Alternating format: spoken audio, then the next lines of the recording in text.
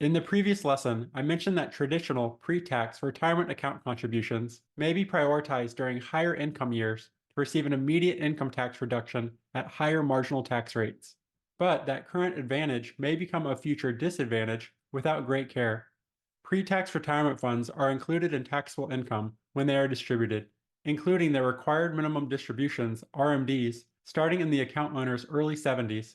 Once RMDs begin, they can reasonably be expected to be fully distributed within 30 years, either by the original owner or their beneficiaries, who may be in their own highest earning years. Looking back through the financial plans I've helped families develop, the average balance sheet for retirees in their 50s included 65% pre-tax retirement account balances, and for retirees in their 60s and 70s, average pre-tax balances represented closer to 80% of their investments, with inevitable taxable distributions coming soon, whether that money would be needed to support their living expenses or not. These mandatory distributions often coincide with other taxable sources of retirement income, such as Social Security, annuities, and private or public pensions, increasing gross income, which may impact variables beyond the higher marginal tax rates, including higher long-term capital gains tax rates, net investment income tax, and Medicare premium adjustments, IRMA.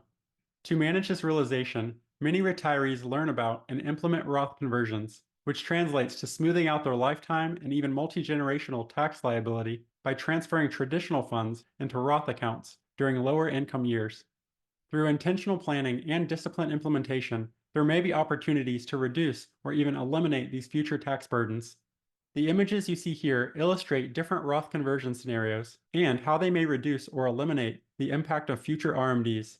We'll return to these scenarios soon, but first we need to understand that multiple variables influence Roth conversion analysis, and the math goes beyond back-of-the-napkin calculations. For this part of the planning, I recommend using advanced financial planning software, which allows you to enter all of your base planning facts and visualize cash flow projections quickly. Below the video, I've included a link to New Retirement, which is available to non-professionals. Thankfully, even if you aren't a financial planner, you do have access to everything you need in terms of tools. I do believe that using financial tools can be very dangerous without education, similar to handing me a chainsaw next to a redwood tree and just saying, go for it. So please spend time getting to know whichever software you utilize, including its back-end assumptions. Your output will only be as accurate as your inputs.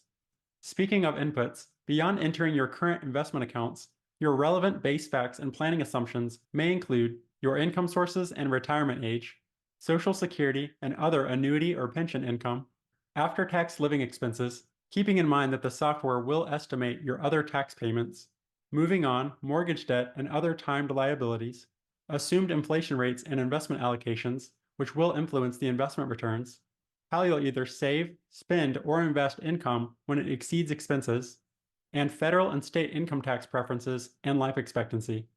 Nearly every movement of money involves a tax consequence or specific exclusion, so each variable you enter or don't enter could significantly influence your Roth conversion analysis.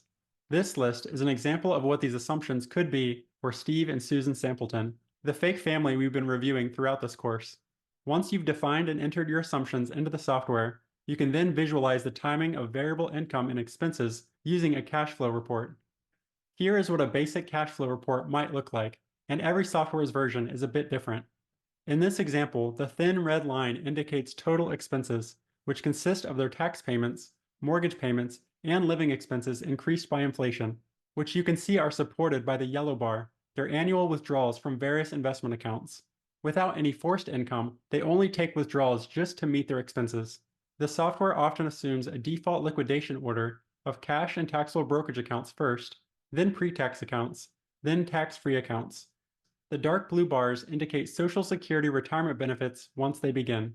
At that point, this family's required portfolio withdrawal rate falls from around 4% to 2.5%, signifying substantial investment growth to come based on their assumed asset allocation and reasonable living expenses.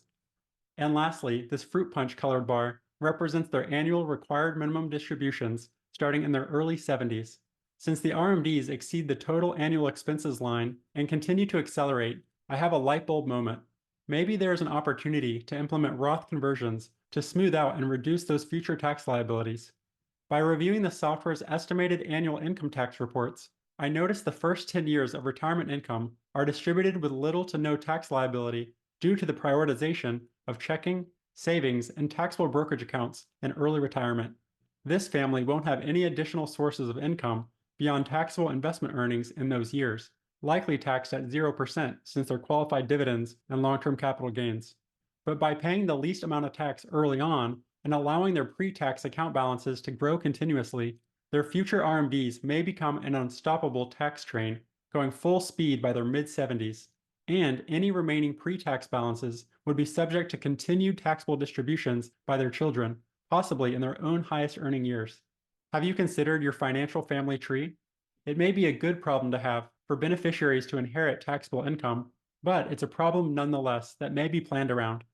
Since Susan and Steve are retiring around age 50 in this example, they have an opportunity to spread those taxable distributions from their pre-tax retirement accounts across up to 2 additional decades before RMDs start. By intentionally paying more taxes in the beginning of retirement, it's projected that they'll smooth out that tax ride and pay even less tax in traditional retirement. Although it's not fair to try to estimate a quantitative value of doing Roth conversions, the software can at least be used to help conceptualize whether Roth conversions could make sense. When you're considering your own strategy, it's important to recognize any potential gap years of lower income. Some households only have a handful of years between retirement and when Social Security and RMDs begin, with a short but valuable window to optimize their taxable distributions and conversions. Financial planning software is improving quickly and now allows you to visualize the potential impact of Roth conversions by converting pre-tax retirement account balances to Roth IRAs to the top of each federal marginal tax bracket, such as 12%, 22, 24, 32, and even 35%. Similar to the other topics we've covered, Roth conversion strategies should be reviewed annually rather than assuming a permanent scenario. It is possible to overdo conversions. Keep in mind that this example is not a personalized recommendation for your circumstance. If you'd like help analyzing your personalized strategy in greater detail, I recommend hiring a flat fee, fee-only financial planner for hourly, project-based, or ongoing advice.